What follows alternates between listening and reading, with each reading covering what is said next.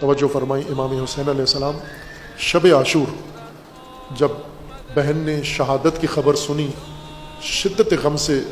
بے ہوش ہو گئیں، امام ہوش میں لائے اور پھر اس کے بعد نصیحتیں کیں، وصیتیں کیں، اور اب وہ وصیت فرما رہے ہیں، یا اخیہ، تو اے میری پیاری بہن۔ اخیہ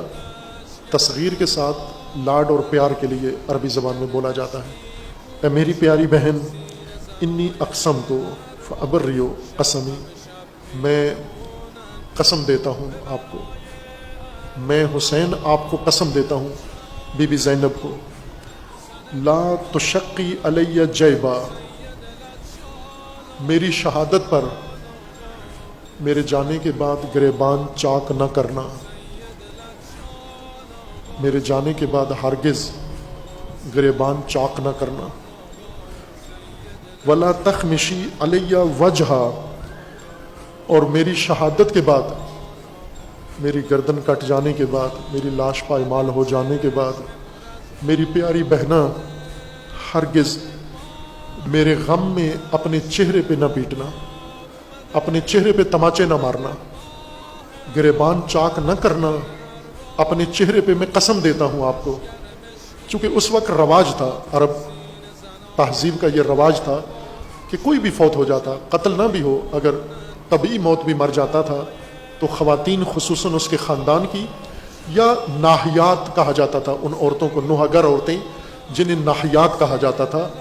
ان کا طریقہ یہی تھا عزاداری کا، عزا کا، تعزیت کا، اور سوگوار خاندان کو تسلیت کہنے کا۔ وہ جمع ہوتی گروپ کی صورت میں اور آ کر عربی شعر پڑھتی، دکھیا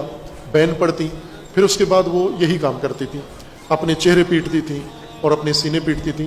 تو امام علیہ السلام نے فرمایا یہ جو لوگ کر رہے ہیں پہلے سے، یہ آپ نے نہیں کرنا، ہرگز میرے اوپر یہ کام نہ کرنا آپ۔ لا تخمشی علی وجہا ولا تدعی علی بالویل والصبور اذ انا حلقت، اے بی بی میری پیاری بہنا، جب میں قتل ہو جاؤں، جب میں شہید ہو جاؤں، جب میری گردن کٹ جائے، ولا تدعی علی بالویل والصبور، ہرگز اپنے لیے اللہ تبارک و تعالیٰ سے مصیبت طلب نہ کرنا، یہ نہ کہنا کہ اے خدایا یہ مصیبت اتنی بڑی ہم پر نازل ہو گئی ہے کہ اے خدایا اب ویل ہو، اب واویلا، واویلا جو ہم کہتے ہیں، واویلا یہ ویل سے ہی نکلا ہے، ویل طلب، مصیبت طلب کرنے کو کہتے ہیں۔